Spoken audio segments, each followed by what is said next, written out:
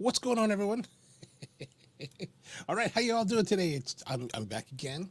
It's Today is Tuesday, August 24th. It is 10 in the morning here in Baltimore on the East Coast of the United States. Thanks for tuning in. Really appreciate you. Welcome to the Spro Coffee weekly question and answer session here about coffee and things. And I'm Jay, I'm your host. And so if you have questions about coffee, tea, well, not so much about tea. Well, tea, yeah, I asked why not tea? Coffee, tea, or anything coffee, drop them in the comments below. Happy to answer those questions, discuss any kind of issues you may have with coffee, things that you hate about coffee, things but you love, places from coffee, well, whatever you want to talk about, drop them in the comments below. Be happy to talk about them. But as we always do here on this live stream, we're going to start off by brewing a little coffee ourselves, right? So today I decided that let's try the French press, okay? So this is the French press. This is the Bodum Chambord. And Brett. How's it going, Brett? Nice to see you, man. Thanks for tuning in. So we have the Chambord, and this is the Bodum Chambord. And Bodum has been making French presses for a very long time. And I personally think it's probably the very best French press on the market. It's high quality, made in Europe, and really nice quality borosilicate glass. So it'll take all the heat and take a beating. And it's of good thickness, right? So you can kind of see there the nice thickness. So it's really, really well constructed. Metal frame, and it fits nice. It slides in here, so you don't have to worry about it. There's plenty of models of French press out there. I think this is really the best one. And so what else makes it great? It has metal and plastic construction here. There's a mesh, well, not mesh, but this kind of braided, and then a stopper. And then there's a 3-piece filtration mesh. And so basically it's just a steel mesh filter, all stainless. And all that does is just kind of hold back the major grinds in the coffee. So basically, we're just going to take it, we're going to put the coffee in, we're going to let it steep for 4 minutes, and then we'll press it down, right? Okay, so let's get to that.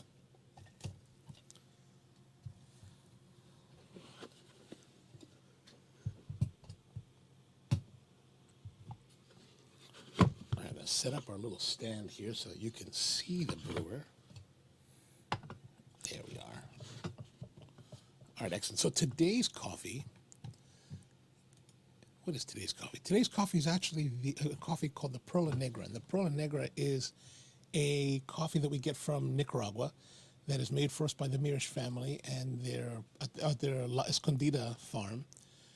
And basically it is what we call anaerobic process coffee. So basically the coffee is pulped, meaning that the coffee cherry that has the 2 coffee beans inside have the outer husk removed, and then it's then placed into rubber bladders for fermentation. And the rubber bladders reduce the amount of oxygen that is exposed to the coffee during that fermentation process. So it also encourages malolactic fermentation, meaning that it converts the malic acids into lactic acids, which actually give it a milky character. So it becomes a very sweet and milky coffee that is really wonderful. And we've been using it mainly for cold brew for many years, but I also enjoy it every once in a while as a hot coffee, and that's what we're going to do today. So the Perla Negra, I should show you what it looks like so that you can see. So here it is, Perla Negra. This is the entrance to the farm, the Finca La Escondida, and it's in just outside of Matagalpa. And so that's it. So if you'd like to get some of this coffee and try it for yourself, it's on sprocoffee.com. So come on, check it out. And if you get a subscription, you get 10% off. All right, great. All right, so let's go back to the brewing. So we're taking the coffee, and you can see I've ground it relatively coarse. And why do we grind it coarse for French press? And the reason is we're doing a full immersion brewing, meaning that we're going to put the coffee in, we're going to add the water, and we're just going to let it steep. Whereas compared to something like the V60 or the Poros or even like your Mr. Coffee, you put the coffee in the basket and then the water flows through it, right? When the water flows through it, well, it's always a matter whatever you're doing, it's always a matter of contact time of the water to the coffee. So the faster the contact time, or the shorter the contact time, the more you need to grind the coffee finer in order to get the extractions, the solubles to come out of it. But if you use that same grind setting in a full immersion where you're just soaking the water and the coffee together, it'll leach out the solubles at a much higher rate, and then it'll actually reach a point of bitterness, and you get things you get extraction from the coffee that's not exactly pleasant sometimes. And so you want to tailor your grind to the brewing method that you're doing. And so when you're doing French press or a full immersion type of brewing, you can go very coarse with your coffee because it's sitting in that liquid in the water, in contact with the water, for a full 4 minutes, rather than just a portion of that 4 minutes, like with a pour over. All right, so we're making a 12-ounce cup, or 12 ounces of coffee. We're going to use 24 grams of ground coffee, so our typical ratio of 2 grams for every finished ounce. So we're going to add that in. Nice, then you can level it out. It's a little bit uneven right here. You guys can see it's a little bit uneven, right? You can level that if you want. Then we're going to get our water just off the boil.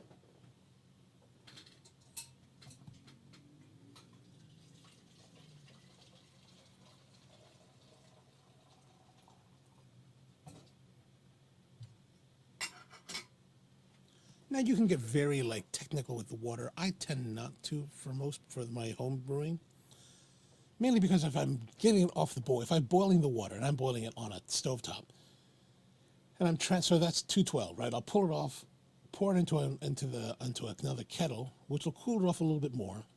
So right now it's probably around 200, which is exactly where we want to be. All right, so now we're going to take our timer. We're going to add 4 minutes to it, right? And then as the moment we start adding the water, we're going to start our timer. So what we're going to do, we're going to add a little bit of water. What we're trying to do is saturate the coffee. The nice thing about the French press, you can see it from the side. So once you saturate the coffee just a little bit, we'll let it sit for the first 30 seconds. And what that 30 seconds does is allows the coffee to bloom. And what that means is that basically with nicely roasted fresh coffee, you're going to have a level of blooming that, well, look at that, it's all... So there we are. Okay, good. Oh, so when you have nice coffee, you have a level of blooming which causes the CO2 gases that are a byproduct of the roasting process, causes the coffee to float. That coffee that's floating is no longer the water and is no longer extracting the flavor you want.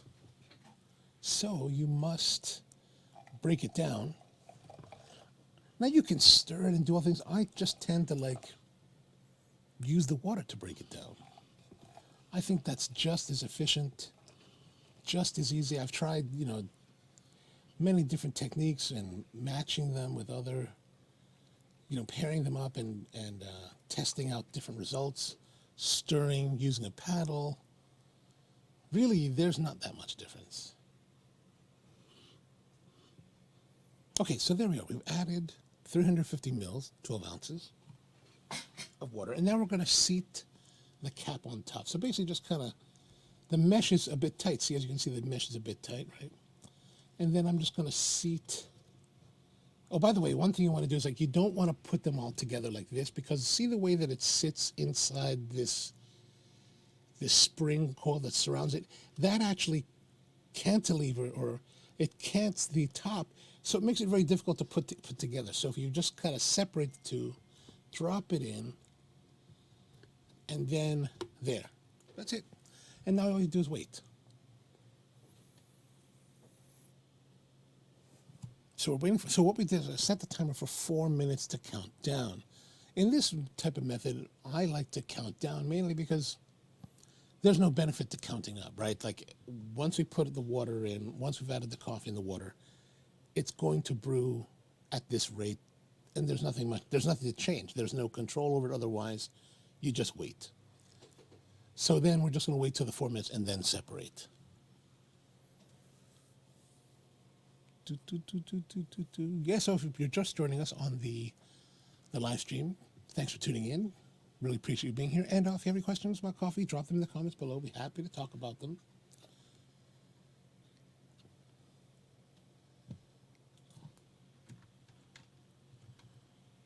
Just now waiting for the brew cycle to finish. About another minute to go. So what's been happening out in the world? What is going on in the world? I wonder. I haven't, the problem is I don't really get to watch too much TV, so I don't really know what's happening. Well, I've heard the Taliban has taken over control of Afghanistan. That may or may not be a good thing.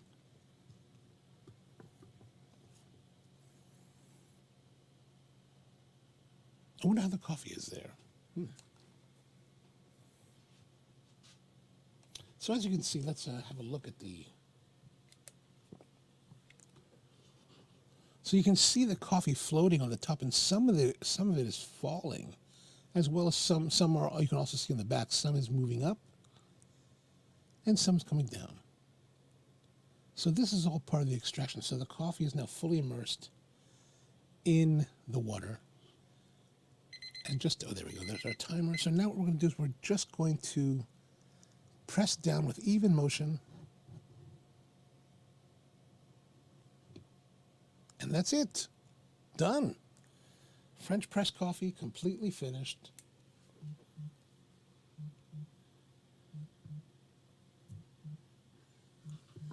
And what we're going to do now is we're going to pour it into a cup. So what you want to do before you pour it in the cup, you want to watch the front here. Make sure that little grate is facing here at the spout. Otherwise, it just makes your life more difficult.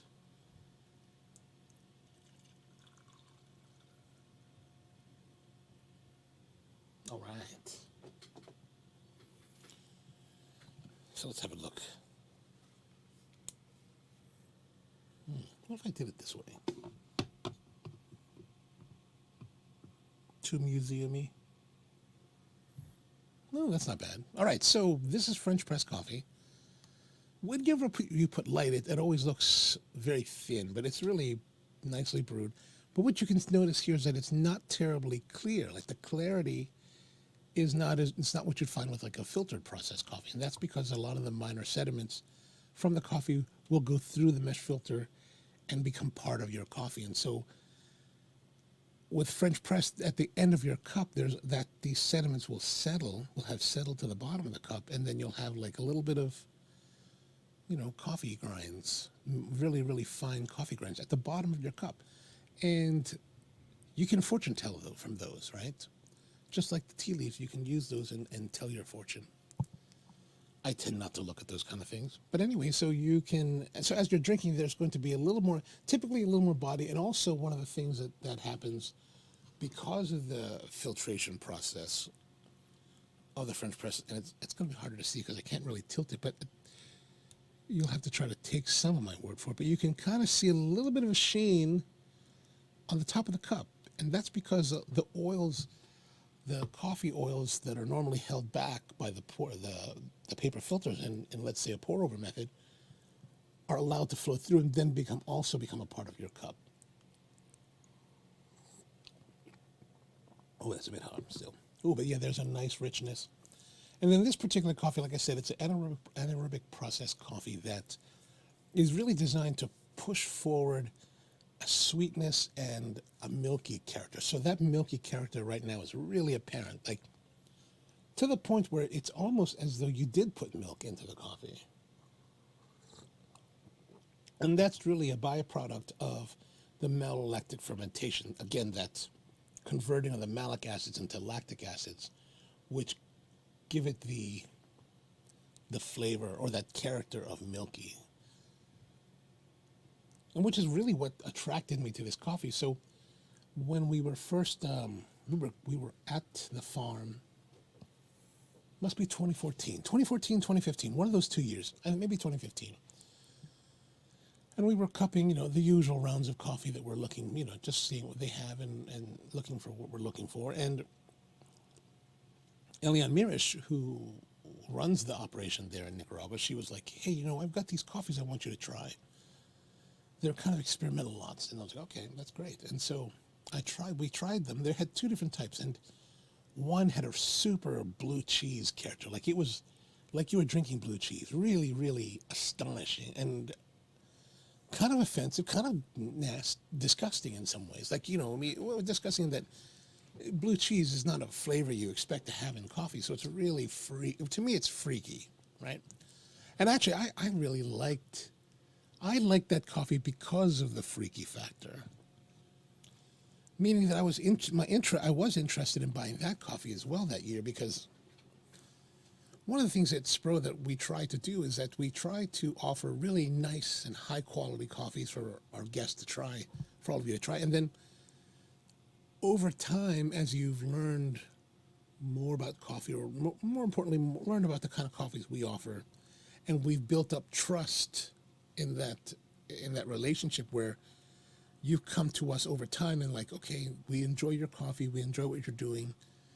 And so this this blue cheesy coffee, I wanted to bring in because, well, it's one of those things where like, now that you've tried classically delicious and wonderful coffees, let's show you something that's completely out of the box. And that blue cheese coffee was that kind of coffee where it's completely out of the box, like totally like, wow, that's just crazy, like freakishly crazy. And, to me, it's like, that's not the kind of coffee you give to the first time visitor to your shop, right? So somebody walks in for the first time and they're like, I don't know, I've heard you had nice coffee. I don't know much about coffee, but I'd like to try some.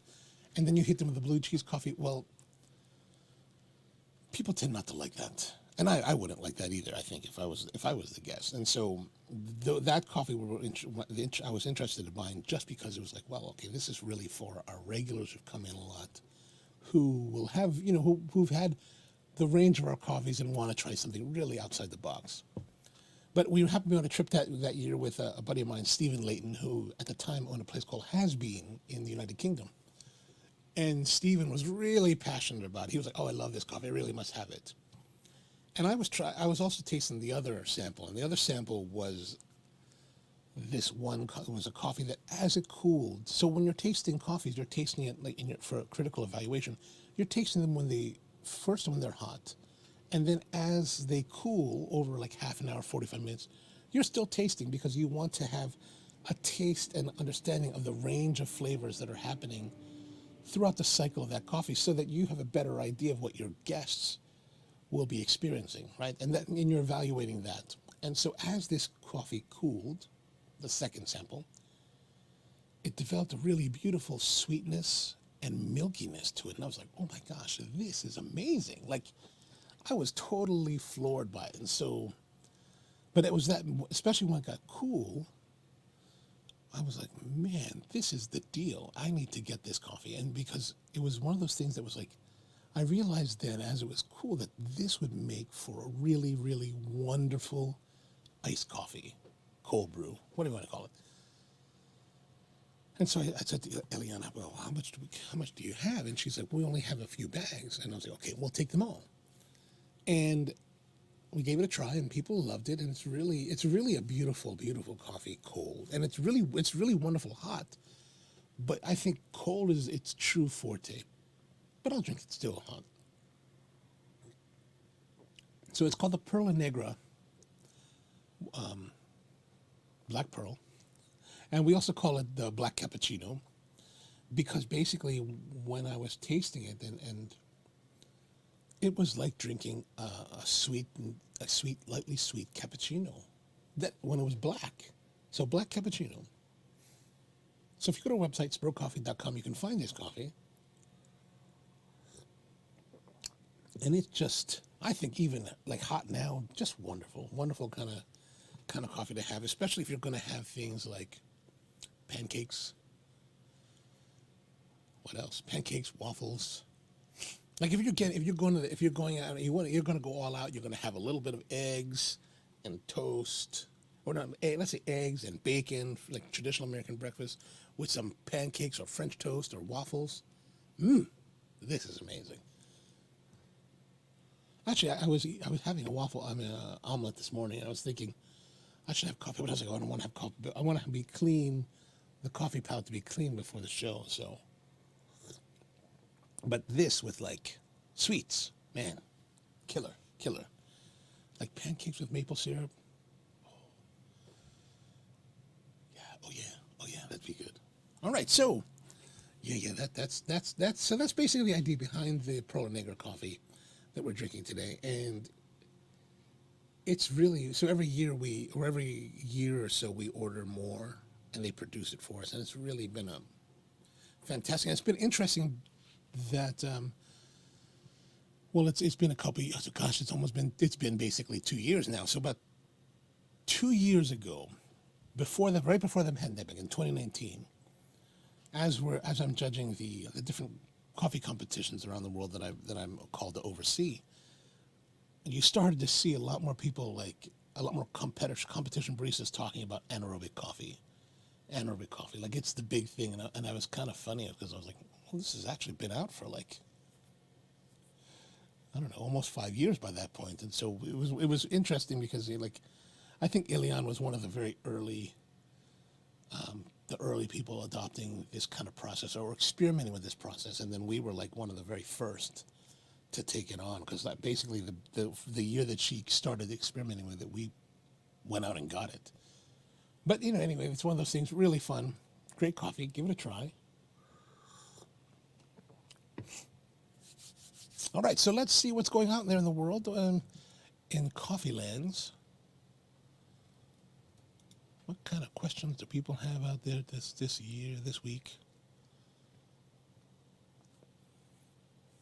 We're going to go out to the websites and see what people are asking.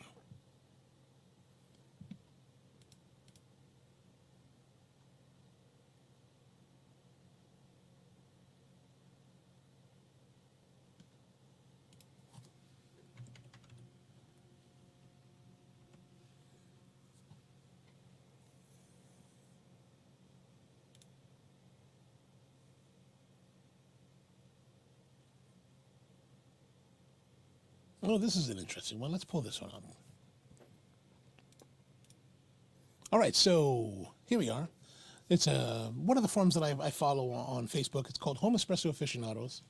And there are a lot of guys there really, or people that are participating there, always asking interesting questions that are that I think are kind of important to ask and important to get some insight on. So this guy, Patrick Nolan, is there an accurate, reliable, calibrated tamper? If so, which one? I guess what he's looking for is some sort of mechanical tamper. So when it comes to tamping, I'm a little bit old school in this respect, in that, what is it? In that, let me switch around here. Now I need to sit over here. Oh, Rusty's asking, have you noticed more and more people are pulling out of SCA due to Delta? You know what? That's a good question. I haven't noticed. I haven't noticed at all. I have no idea what's happening. Yeah, I don't know. I talked to a friend of mine, to Josh Fields, who runs Compact North America, and he was telling me that they've pulled back. They're still planning on participating, meaning that they're going to be supporting the Roasters Village with grinders. However, they're not going to have a booth, partially because there are people that are in Spain, because the company is headquartered in Spain, in case you're not familiar, have to, what do you call it? They can't come. They're not going to come to America. So no. So yeah, I don't know. I haven't really talked to anyone about going. I do have hotel reservations. I got this great location right across the street from the convention center. So I'm super excited about that because of the convenience. So like I've been there for conventions in the past. Like we've been there for the tobacco convention, and we were a few blocks away, which was all right. But to be across the street, that's just so much more convenient. And so I don't know. I haven't heard my current positions that I'm planning on going. mainly because I've already spent them. They've already, hotels.com already took the money from my hotel room. So I don't know about, I haven't really looked into about refunding or anything. And I guess I'll just have to play it. For me personally, unless they cancel outright, I'll just have to play it closer to the hip until we get right to the point of having whether we're going to go or not. All right, so back to the question. Accurate, reliable, calibrated temper. I'm more of an old school guy, right? Meaning that I like to be more old school. I like to temp with my hand, but here's the thing. So using a hand temper, like the Reg Barber, for example, which I think is a fantastic temper. Oh, I've got one here. Hold on.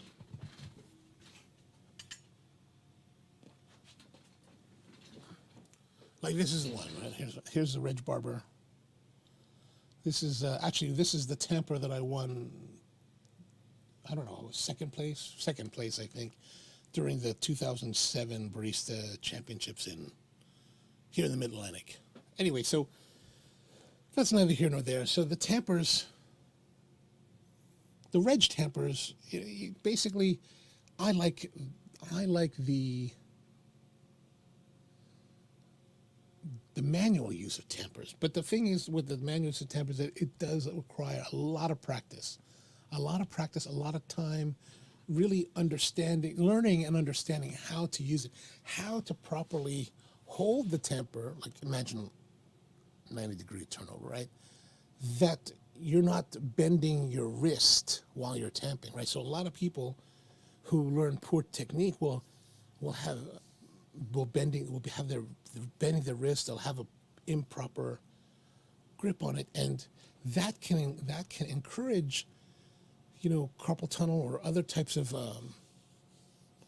muscle distress, and I think that with proper training and proper ergonomics, you can mitigate those risks. So I tend to favor the manual tamping rather than anything mechanical. I mean, you can get the puck press if you want to spend the $700, but if you're doing a home, I mean, I don't know. I think a lot of these guys that are on the home espresso forums, they're all about trying to buy these nice machines and create professional level of espresso. But the only way I think the best way to do that, the most accurate way to do that is to actually get out there and learn the techniques. It's not that difficult. It is difficult. It does take a long time, but it's not that bad. All right, so let's see what else is on the horizon here. To stir or not to stir. You get better flavor when stirring to blend in all the flavors. Yeah, that could work. Some people in competitions stir, some people don't. I don't. In professional service, we don't, right? So we don't teach our baristas to stir the espresso before serving. If the guest wants to stir their espresso, that's up to them. But in a professional setting, we set it up and serve it as it comes out of the portafilter, serve it direct to the guest, and then let them decide whether they want to do that or not. New to the group, just got a Breville espresso machine. Nice, that's a great machine. I've used the Oracle, the one that has the digital face. And you know what? I've only used them at the trade shows, just as a demonstration piece. And I'm surprised at how capable the Breville is. It's really, for $1,500, I think it is, you've got the grinder built in, you've got everything that you need. And it's got enough steam power to make, I think we even made a latte one time. But either way, it was really kind of impressive that, it was really kind of impressive. So this guy just got it, Jason Wojciechowicz, and just got this coffee. And it looks like it came, based on the labeling, looks like it came from China or somewhere, maybe Hong Kong or Taiwan, maybe even Singapore. And he was asking, just received this today, probably was obviously being shipped. Wondering if the puffy bag was normal yet. And that's typically normal. A lot of times when you're shipping, especially air freight, it will puff up due to the pressure differential. We've had in the past when we were shipping coffee around and shipping them in 5-pound bags, we've had a couple times that there would be so much pressure in the bag would actually break. So the Mylar bag would break open. We would actually have to, at the time we were using a different roaster. We were actually, this is prior to us roasting our own coffee. And so our roaster would actually double bag it, meaning that they'd put them in the Mylar bags, the 5-pound bags, and then they would then put that bag inside a larger, like basically like a plastic, like a small plastic trash bag, essentially. Just in case that explosion would happen, it would still be contained. And there would be enough volume in the larger in the secondary bag that it wouldn't pressurize and cause another bursting and coffee everywhere. And I don't mean coffee everywhere like it explodes and gets everywhere, but your bag bursts open and you're inside a cardboard box for shipping, and as it gets tossed around, it's going to have more, it's going to get all over the place inside the box. So if you got any questions, drop them in the comments below. Thanks for tuning in. Appreciate you watching. All right, let's see what else do we have here from the Home Espresso Aficionados. I'm kind of a newbie in making latte with latte art. Can I just ask how many grams out of the espresso should I make in a 220 ml cup without milk? This is one of the things that I think is a problem in modern espresso, is that too many people are focused on this whole grammage in, grammage out. Like the typical ratio is 18 in, 40 out. 1 to 2, right, kind of ratio, or more or less. And I think, I don't know. I'm a totally not on board with it. I don't really like that. I mean, I get it, and I think there's a way to quantify espresso in that manner. However, I think too many people are relying. Well, I just think they don't have enough experience in making coffee, so they rely too heavily on these formulas that are supposed to give them, a guaranteed result, when there's so many variables at play when making espresso that it's very difficult. So how many grams? Basically, you have to have a basic recipe. So 220 mils, it's a nice sized cup. It's probably 220 is about 8 ounces or so. And you're just going to have to use a regular double shot. So if you're using 18 and 40, use that and then start there and try it out. Oh, we have a question. Excellent. I'm going to start. Sorry, I can't read Arabic. My apologies. My Arabic is very weak in that respect. Oh. I'm going to start roasting. Is it a complicated job for a fresh roaster man? Yes, it is a complicated job. But that's not meant to dissuade you. It's not meant to say you shouldn't do it. You should absolutely go for it. Because just remember, everyone that starts in coffee, whether they're starting as a barista or starting as a new roaster, has to start somewhere. And everybody that started knowing nothing, right?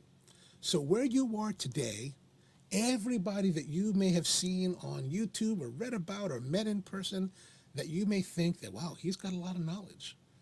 Oh, that person really knows what he's doing. That person was you X amount of years ago. So yes, it's complicated. It's complicated for a fresh roasting man. It's complicated for someone with a lot of experience, but you should still continue and do it, right?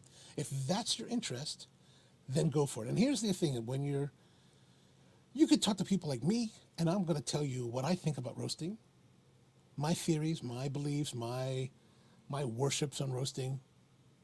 But you should also listen to other people. You should listen to as many experts or many, people that know what they're talking about as you can, and listen to what they have to say. Think about their approach, think about their theories, and then try them, and then synthesize for yourself what works for you, right? The most important thing that I think, whether you're in coffee or any kind of craft, is that you must rely upon yourself to be the ultimate judge of what you're doing, right? It's good to have mentors, it's good to have teachers, and that's And I've been very lucky in my career that I've had mentors and teachers and friends that are willing to share tremendous amounts of knowledge and tell me when they think that I'm doing it wrong. And I'm happy to hear what people think that I'm doing it wrong. But you should always try it and give it a try, and not be too put off when things go wrong. That's the important thing. So I don't know if you're in a situation where you are, oh, let's see. All right, let's see here. I'm thinking about losing coffee beans. I mean, to damage coffee beans at the beginning. Oh, I see. So you're worried about losing coffee beans and yes, well, yeah, it's going to happen. It's going to happen. Like, well, I'll give you an example. Hold on a second. Hold on a couple moments.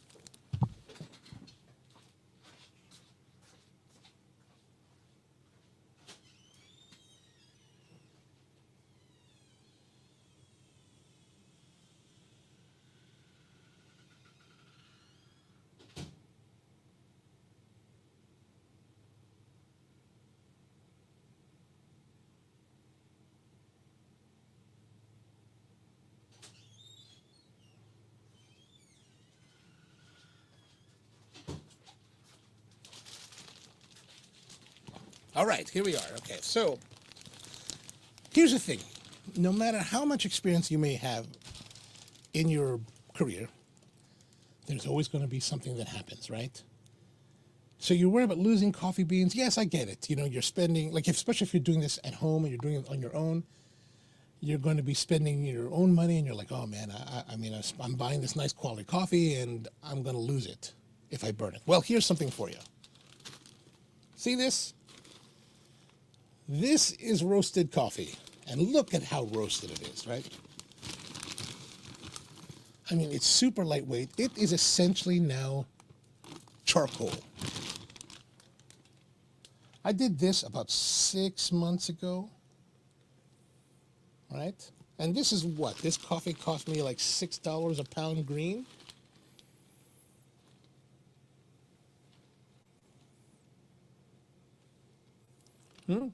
So here's the thing. Yes, it's something to be concerned about, like, oh, I don't want to lose coffee. I don't want to damage the coffee. But you know what? It's going to happen. There's going to be times. I mean, I'm well over 10 years into roasting. And I did that in 2021.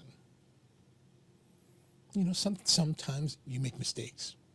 This particular time I got distracted, came back, and there was the roaster running at 330 Celsius. Was it 330? No, I think it was 280. I think it was 280 Celsius. It was way, way high. Like, I got so distracted doing something else. I came back and, oh my gosh. If I popped it open, it would explode. So I kept it in the drum and just let it cool down. Just rode it out. Man, the smoke is pouring out. It was crazy. It was crazy. Anyway, so it's going to happen. There's always going to be you're always going to make some kind of mistake somewhere along the way. So don't let the concern about, oh, I might damage my coffee, I might lose coffee. Don't let that dissuade you from trying your roasting. Give it a try, and if you can, I don't know what you're trying to do, but if you're trying to, if you want to do this more professionally, try to get a job learning how to do roasting. That's a great way to go, because, you know, find a roastery that's looking for people to work for them and see if you can get a job with them and try to learn that way. You get to burn other people's coffee. Gregory Silling, nice to see you. Bitterness? Oh, here we go. Oh, here's the second one. Bitterness, grind size, or extraction. How to sort it out. Breville Precision Drip Coffee. I'm not sure what you're asking, Gregory. I'm sorry that I don't quite understand. Bitterness, grind size, or extraction. How to sort it out. Oh, bitterness, grind size, or extraction. The Breville Precision, you know, I have to look up so that I can understand. Breville Precision Brewer. Okay. So, well, here's the thing. So grind size or extraction for bitterness. Grind size, extraction is a product of the grind size, right? So think of it this way: in your precision brewer, which is basically a drip type brewing system, you're using the coffee as a method of restriction, right? So the water, the coffee, the water as it flows through the coffee is being restricted from flowing through the basket by the coffee. So if you're getting bitterness, you're probably a little bit too fine a grind for that type of method. And so you could do a couple things to check. And just one thing I would do is measure out how much water that the unit is putting out for your brewing, and then measure out the amount of coffee that you're using. Try to use a ratio that works for you. I tend to like 2 grams for every finished ounce. So if I'm making a 12-ounce cup, 2 grams, 24 grams of ground coffee, and that gives you the kind of a nice weight to water ratio to get a nice brew point. And then what we'll do is we'll look at the timing, and we'll look at the grind. We'll look at the time to see how long it takes for the water to flow through the coffee and become brewed coffee. And then ideally so here's what we do. And most of what we do is manual brewing. And so what we're doing for manual brewing is that we are taking the coffee and we're timing it through the filter. And so what we want to do is we want our coffee to brew between 3.5 minutes to 4 minutes. And not too much. If it goes over 4, we don't want it to go long. Like 5 minutes would be a long time. So what we do is we'll brew, and we're using a timer, we're timing it upwards, right? So we're counting up from 0 rather than counting down from 4. So we're counting up, and so we're seeing when does the brew finish, and is it between 3.5 to 4 minutes? And then we'll adjust the grind setting to compensate for that. So if it's taking it's taking over 4 minutes, we'll go slightly coarser. If it's taking under 3.5 minutes, we'll go finer, right? And then of course we're also tasting. So use that along with the taste of the coffee as your guide to determine whether or not the bitterness has been reduced to the point that you prefer it. I hope that answers your question. If not, just tell me that, hey, I don't really understand what you're talking about. And Brett says, I can remember the smell of that burn. Yeah, for those of you guys who are watching, Brett works at the upholstery shop next door. And every once in a while when we burn coffee, they can at that time, they actually, it was really nice. Those guys, they all came out to check on me. They're like, are you all right in here? I mean, it was a lot. It was really quite significant, the amount of smoke coming out of here. All right, so we're back. What do you suggest about starting with a 5-kilogram roaster, or start with 15 kilos or more from the beginnings? There are enough market for that. So here's the thing. If you're really thinking about doing this as a commercial venture, most people, when they think about, let's start off learning how to roast and let's get a 5-kilo roaster, which is okay. But here's the thing. If you start to do volume, that 5-kilo roaster will kill you. Like, you're just like, oh man, you're killing yourself. So think of it this way. You can do, if you're good and you're efficient and you're really running it, your 5-kilogram roaster, you're probably going to run the 5-kilo roaster at 60% capacity. So 3 kilos, 2.2 pounds.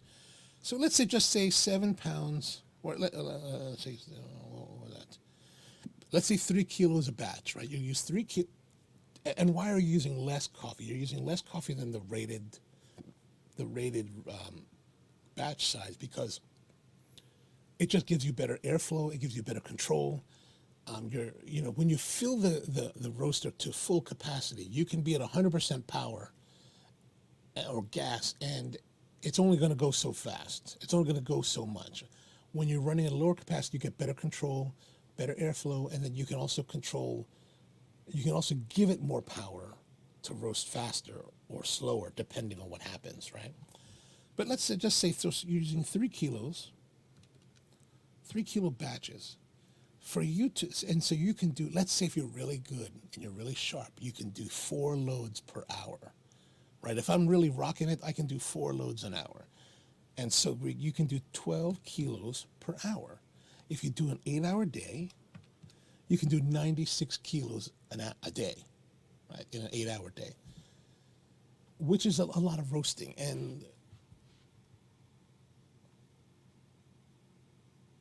But those 96 kilos, right, are 32 roasts. Now, if you take a 15 kilo roaster,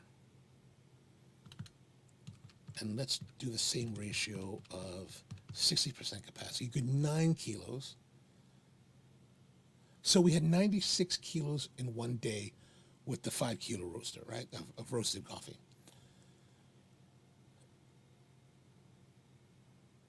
Oh, 96 divided by 9.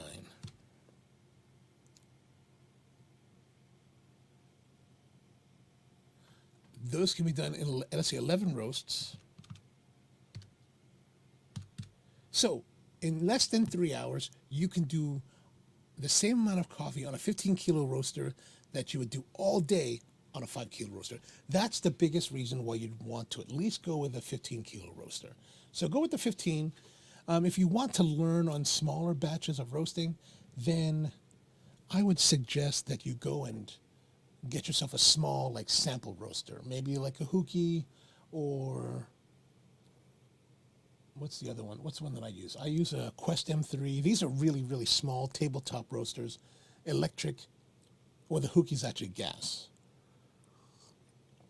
But these roasters will allow you to roast really small batches, or if you have the budget, then there's this new roaster. This is roaster that hold on, let's see here. It looks really nice. I think it might be a great. It looks like it could be a great roaster, a sample roaster to go with. Crop to Cup. So Crop to Cup Coffee, based out of Brooklyn, is importing.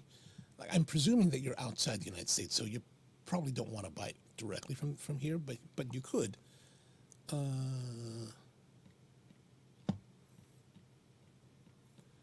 know they have a roaster. No. Maybe it's under their other brand, Showroom. So Crop to Cup, if you're not familiar, Crop to Cup is an importer here and based in the United States, in Brooklyn, New York. Great group of people, just wonderful people. They're really great mission, and really focused on working nicely with growers and roasters. Sorry, I'm trying to do. So they got this thing. Oh, here it is, the Arc S sample roaster. I have not seen this in person. I've not tried anything on it. But I noticed the other day they had it in a gang of like 4. You can gang these up. Oh yeah, like this. So if you want to do sample roasting, this might be something to consider. I mean, it seems like it'd be quite a nice roaster. I would like to get one myself. So that might be one I would suggest. All right, so let's see. And one more question is about the heat sensor and roaster machine. Can I start with one heat censored machine? Can I have one censored heat machine? If yet, which part is, when you're talking about the heat sensor, you mean the probes, the thermocouple probes that go inside the machine?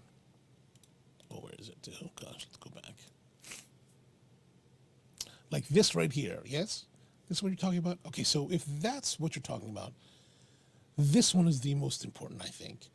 The temperature gauge, the thermocouple that goes into the drum of the roaster that sits in the middle of the coffee bed, right? So as the green coffee is flowing around the drum, you put the probe right at that point where it's rolling so that the beans are always touching. Okay, you can't see that, I'm sorry. I have to remember the framing because let me get rid of it. Let me switch. So you have to, let me clear this out here too. So you want to have it so that the coffee beans are always flowing on top of the sensor, and that's why it's being placed at this point. Okay, so if you're buying a roaster, typically they'll come with 1 or 2, depending on the model that you're buying. So you don't necessarily have to worry about it. But if you have to and you're going to put one in, the first one I would do would be the one that goes into the bed of coffee, into the front plate like this. After that, you can, like if you look at this photo of this Arc 800, let's see if we can get a bigger photo. You can, I think this one here, you can see it here. Let's get bigger. Oh, good. there's a probe right here. Okay, so this is the exhaust probe. What that does is that your airflow typically in a typical drum roaster, your airflow gets blown in, that's going out. So part of it's going in somewhere. It's coming in here. Let's say it's coming in here, and it's going through the drum, right? Through the drum or around the back of the drum, and then coming through the drum from the back to the front, and then it comes up. There's a exhaust port here, right? And it comes up through the exhaust, usually through the draft collector, and then goes out. Right? I guess it goes out here, right? So it flows through, and so this probe here is measuring the air temperature as it's leaving the roaster. Okay. Some roasters you'll buy that will just have an analog dial gauge on there, and then more modern ones, of course, will have these digital temperature probes. So the first one would be the bean. Second, and most important, I would say, is the exhaust. And then from there, you can, if you wanted to go crazy with thermocouple probes, you could start putting them everywhere else that you want. Like, I've seen people put them in the chaff collectors, or here in the cyclone, which is part of the chaff collector. So the chaff collector is actually here. This is the cyclone. What that does, as the air comes out and blows around before being exhausted here to wherever you're sending it to, the chaff that gets pulled off of the coffee falls down into this little bucket. Okay.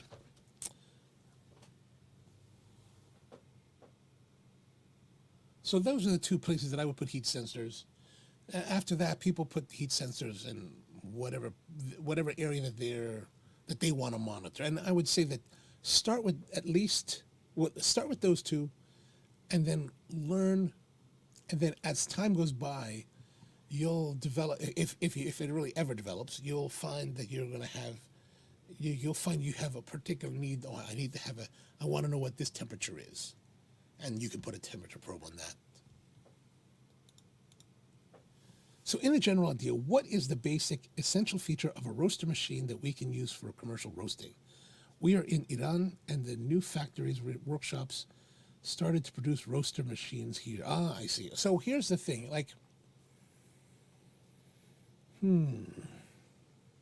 a good question. I would suggest that, because you're in Iran, that would mean that U.S. manufactured roasters are unavailable to you.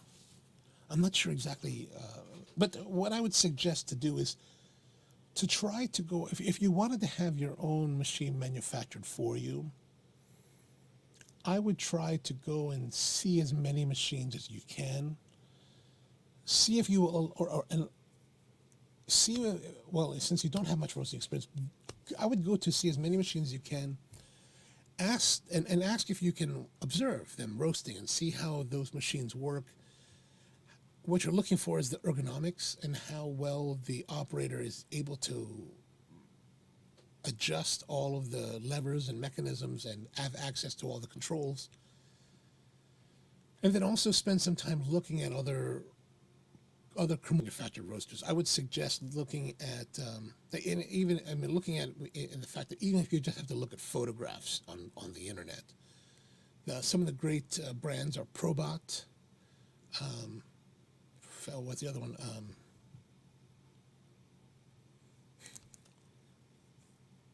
Oh no, the one that's made from Probot like styling, Giesen, Giesen, Giesen. Look at those two. There's also Loring, but Loring gets very, very technical and it's much more advanced as far as the tech goes. I wouldn't suggest that. Another one that might be quite interesting as far as ergonomics and design is a company called Coffee Tech. Coffee Tech is that's Israeli-based companies. Hope that's not a problem for you to look on the internet for that. But that's they make very nice roasters. There's a lot of nice roasters out there. So I would suggest if you're going to have your own manufactured, look at those companies. Try to talk to as many people as you can about what are the different design specifications that they use. For example, there are certain thicknesses of metal or cast iron that they're using in the drums. I don't know those kind of details offhand, but there's definitely people out there that do, that you could probably connect with. And then let's move on. So, and about data logging software on a roaster machine, how much is important? I remember you're using an old machine. Oh, I thank you very much. Thank you. Yeah, so we still use this old 1979 Petroncini, the Crumb. It's a 3 kilo roaster. So when I tell you that buy a bigger roaster because your roast days can be very long, that's because I'm the one still roasting very long days. And so you see a lot of people talk about Artisan. You'll see a lot of people talk about Cropster, and those are fantastic programs. Don't get me wrong; they're great applications that can be used with great effect. I personally don't use them because they're just much more advanced than I need personally. Okay, so Spro is a real small kind of operation. Basically, right now it's just me again, and so our operations are pretty small, pretty modest. It's not very difficult for us to track our green inventory, our green ordering. So a lot of the features that are available in Cropster, we just wouldn't use. So there's just no reason for us to use it. Or even Artisan is a little bit more advanced than, but you need to find a system that's going to be right for your operations, right? So Cropster, something like that, or Artisan could very well be the right tool for you, depending on how your operations are. So, but how did I start out for the longest time until 2016? So when we got our roaster, I got our roaster in 2008, and then I called a friend of mine, Marty Curtis, and I was like, "Hey Marty, I got this new roaster. Can you help me figure out how to install it?" And he's like, "I'll come down." So he happened to be in New York City doing a job, so he drove down for a day, and he showed me how to set it all up and installed it and everything. And my roaster actually has an analog probe where this is, right? So right here on this face, there's an analog probe, analog temperature gauge, and it didn't have any of these digital readouts. And so I said to Marty, and so this is what I said when you have friends that are mentors in the business, and teachers. I said, what about putting I told Marty, I said, "Hey man, what about putting these like digital temperature?" He's like, "Hey, learn how to master roasting with this gauge and your senses, and then we'll put the." And that was 2008.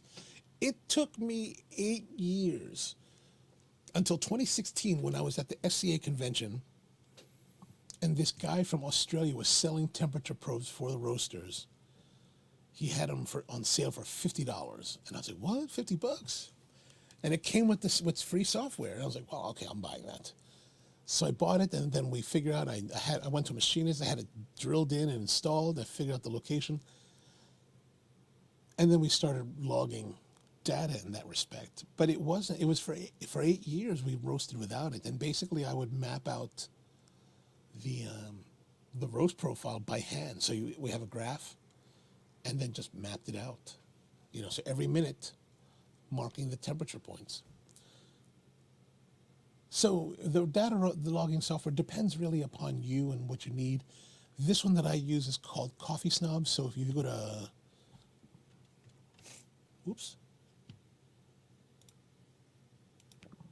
I think we can look at Coffee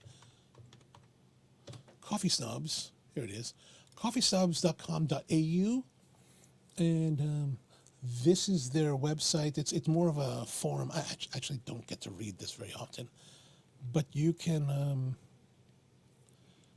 check out their stuff here. Where is it? I'm not even. So here, like their spare thermocouple probes, $22.50 Australian dollars. Oh, here, this is what I got: the temperature heat snap temperature data logger. So it comes with pretty much everything. You plug it in your computer, and it comes with just the basic software. So if you watch that video, that's actually their software. So do you mean that data logging software is not that essential? No, it's not that essential. What data logging does, it allows you to readily see what's happening. Like I can see in real time the curve, right? So I can see in real time the curve. And the nice thing about, let's actually, Oops. Let me actually pull that up.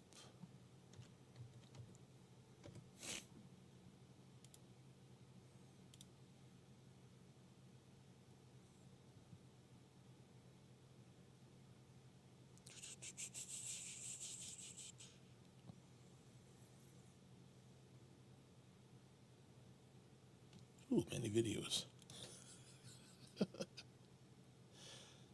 Roaster maintenance. I have one called real-time coffee, right? Oh, yeah, okay, so let's look at this one. Okay, so we're going to mute this.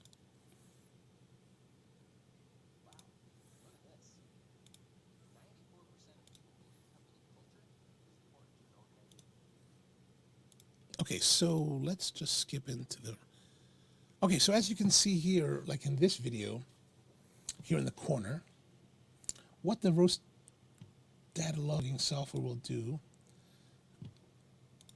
is that it will give you, sorry, I can't make this larger, but as you can see here at the bottom, you can see the,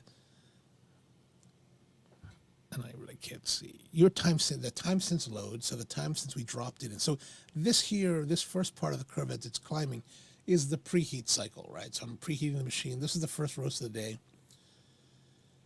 And then we drop in, press the load button, and then the temperature drops. So you can see what this offers you with the data logging software is that you can see the curve in real time. And you can also see the computer calculating your rate of rise per minute. So this is saying here that the rate of rise of the coffee is now 15 degrees for every minute, right? So those are the things that are really helpful when you're doing it live, right?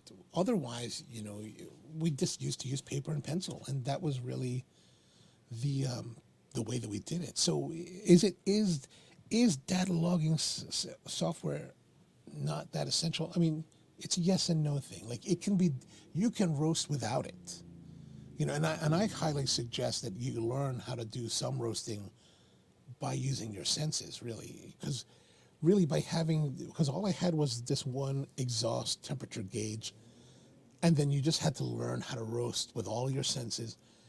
And the challenge really is, how do you get consistent roast profiles for each by doing it completely manually? And that's something that I had to learn, and I think it gives me advantage so that when there's problems with the data logging software or with the temperature probes, like sometimes you'll get glitches and it may stop working and it may just shut off or whatever.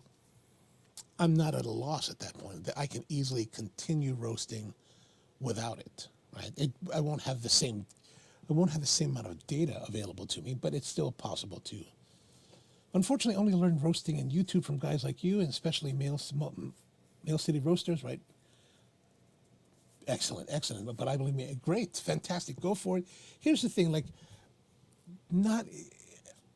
I realize that in my particular situation, I've been very lucky in that I've been able to run into people that are very knowledgeable, that have become mentors in the business and in the crafts, and not everyone's going to have that. And so try to view as much as you can. And here's the thing, try to remember that it's all about understanding the flavors, right? Try to buy as nice a quality of coffee as you can. Follow some of these roasting ideas, give them a try, and then taste. Really, the ultimate thing that we're doing is providing a drink that people are going to consume. They're going to drink it for themselves, right? And the only thing the person that's tasting your coffee cares about is how it tastes. That's all they care about. They only want something that's going to be delicious. Our job really is about delivering to them delicious flavors. And that's really it. Like, I personally don't get too wrapped up in a lot of the minutia that my colleagues do, mainly because my focus is really on what is our guest going to experience. And hopefully they experience something lovely. All right, so is that free software with the Coffee Snobs? Yes, the Coffee Snobs is free. Yeah. I'm not sure if you can just download it straight out or if it's free with purchase. But the temperature probe so it comes with a temperature probe, a USB-C interface, and a USB-C cable. And It's at $80. It's well worth the money. Well worth the money. Well worth the money. Coffee cupping is a bit complicated. Do you have any? Well, so, if you watch my videos, what I mean by that is that, like, where is it? There's this one video that I think you should watch. Let's go back to the studio. Actually, I created this series of videos for someone just like you, I think. I don't know if you've seen it, the Green Coffee series. So last year, almost a year ago, we started releasing a green coffee. The Green Coffee Buyer. Was that not on this channel? Oh, no, I guess it's not. All right, let's see. If you go to my other channel, which is Ono Coffee, ONO Coffee, that one, I think, is where it is.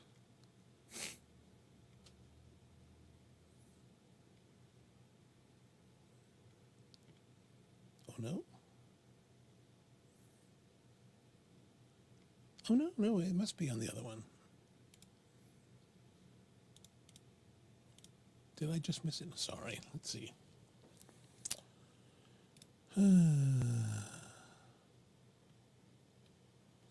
Somewhere we'll find it. Oh, here, let's do this. Here it is, perfect. Okay, so starting on, back in September,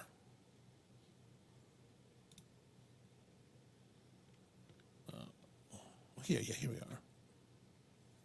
September 2nd, oh yeah, almost a year ago. This series of videos we made is all about green coffee, how to buy it, how to understand it better, and how to evaluate it, and then how to buy it, right? So it's a 6-part series. It goes pretty deep into buying coffee. So try to check that out. Oh, you did see that. Okay, sorry. I'm all babbling on. I can't really see the comments. And so Rusty's asking, that being said, what is the main reason for purchasing a coffee for Spro? When you cup a potential coffee, have you ever tasted completely blind? No knowledge of farm, price? Yes, I mean, I have, at some of the cupping events, I don't know what the coffees are. But typically, we're buying by going to the farms themselves. So I already know where the coffee's coming from. At this point, I've mostly developed relations with every farmer that we work with. And what am I thinking here? So, but what is the main reason? So basically the main reason is I like it. But I think at the very end of the day, it has to be what I like. However, that like and desire, let me lose this video here. Enough of me talking on that video. What I mean by that is that I think I started out having to like the coffee. But one of the problems is that I love fruity natural processed coffee. So if I only bought the coffee that I loved, then we would only have a very narrow selection of coffee. So what I had to do over time was really learn to appreciate the coffees that maybe I didn't really appreciate early on in my career. Like, the brighter coffees, I never really gravitated to those in the past. But I learned that, there's a lot of beauty in them. And so now what am I looking for? What I'm looking for, and it depends. Let's say for a lot of our single origin coffees, I'm looking for deliciously interesting coffees, right? So there's no real rhyme or reason, maybe, other than the fact that I'm looking for something really nice, really interesting, really exciting. So I remember one day we were at Helsar de Zarcero, which is in Costa Rica, and I'm with Ricardo Perez, and we're touring around the farm, and we're actually walking through the dry mill. And their dry mill, they have patios, covered patios, and for some reason I'm looking at this one pile of parchment coffee that is still on the ground drying, and it looked really interesting. It was a honey processed coffee. So I pick up a double handful, and I have a smell. It looked pretty, and the smell of this coffee was the aroma was this beautiful mango, and I was just so like overwhelmed. I was like, this is, I bet. And here's the thing: so I didn't cup this coffee. This was like, I bet this is going to be great. And I told Ricardo, this is the coffee I'm going to buy. I want this coffee right here. And so from that point, they tagged it for me and for Spro, and they processed it, finished it, dried it, and sent it up to me. So, and then other times we'll cup the coffees, but really it's more about, and then sometimes we're even buying coffees that are nice coffees, but because we're trying to, we want to work with certain farms, right? So certain producers, like especially when they're new producers and they're just getting into the game and we like them and we want to work with them, perhaps they're not developing coffees that are like the 87s, 89, 90s that other people are. But we like to support that. We will find a way to use them. Like right now where we've got this great coffee from a relatively new producer in Honduras, in Marcala. And this is a family that I first went to go visit in 2017. And we got a little bit sidetracked. It's been a little bit difficult to get their product to the United States. And so finally they've got that worked out. And we're going to be debuting that here in the fall for Spro. And I think it's going to be really, really an exciting coffee. It's a natural processed coffee. And then another one that I just received is a producer that I met on a trip in 2019 when I was last in Uganda. A guy by the name of Decent Caring. And we're actually working on videos for both of these when we release them. And so those will be coming out in the fall. Really, really excited to have those. But have I tasted completely blind? Yeah, absolutely. With no knowledge of farm, yeah. Like if we're doing like some of the larger company events, like at the Taste of Harvest, then I have no idea who they are, right? Or even sometimes when we're going to like some of the larger exporters in country, we won't have any idea. Or like, especially even, I think, oh, maybe not, that's not true. I was thinking the Columbia auction that I went to a few years ago. But I don't think so. Yeah. All right, so I hope that's good. It's 11:12 now. Ooh, it's the longest episode yet. Right on. All right, so that's going to be it for this week. Thank you very much for tuning in. I really appreciate you spending another morning with us here on the Spro Coffee channel. If you're interested, we do another live stream on the Ono Coffee channel. That's at on Thursday nights from 8 p.m. Eastern to about 10 p.m. Eastern. That's on coffee and cigars. So it's a lot of it's some coffee talk, but a lot more cigar talk. So if you're interested in joining us at the evening hours, come down to the Ono Coffee channel. Otherwise, thank you very much for joining in. Thank you, Brett and Rusty and our friends here in Iran. I'm sorry, I can't read Arabic, so I can't pronounce your name. My apologies on that. But shukran for tuning in, or are you more in speaking Farsi? My apologies, I can't speak Farsi. Anyway, but yeah, see you next week, 10 a.m. Next Tuesday. We'll be here again Eastern time with more coffee and coffee questions. And thanks so much and have a great day.